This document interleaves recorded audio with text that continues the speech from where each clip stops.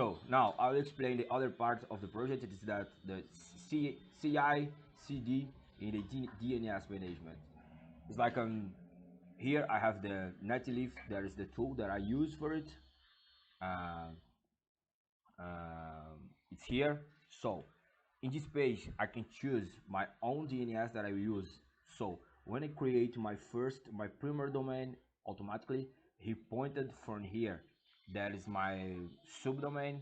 That is where my application is going to open it, you know. So automatically when I choose it, my primary domain pointed for the second domain and make my application just running. So but what do in that, what connect this with my application that in the RDP for AWS is here. In this page there are DNS settings. I have to create registers that is like here. I I create this domain API npl doc nimidev.com that I pointed for my link for my load balancer for AWS. You know, so in this way I can connect my Netlify that's connected with my GitHub, that is connected with my front end on my page deploy the RDP, so I can connect this with my load balancer. What is my load balancer? My load balancer is here. Is one of the servers from AWS. No, so here, um, in my page I have my instance that I have showed to you. You know, it's like my instance are here, my AC2 instance with all the informations of my instance is here, all the important informations. You know, here I can deploy all my projects on the cloud. So here I can uh, that link from the load balancer that the DNS settings from my Netlify is pointed. It's come to here.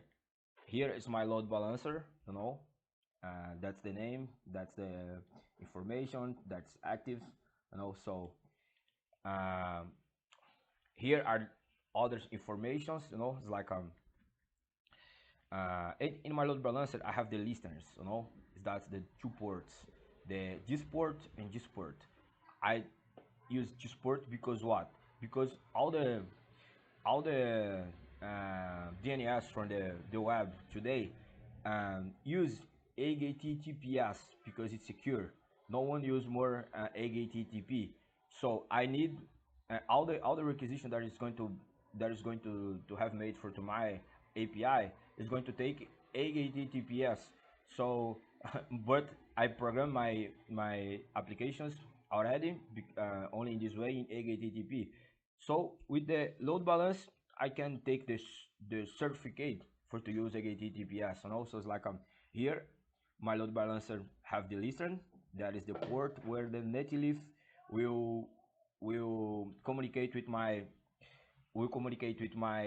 application. So it's like so here the informations, you know, in my listening I will have target groups, you know, target groups. I have to configure these target groups that where I will deploy my applications, no, the status of the instance, the health of the instance.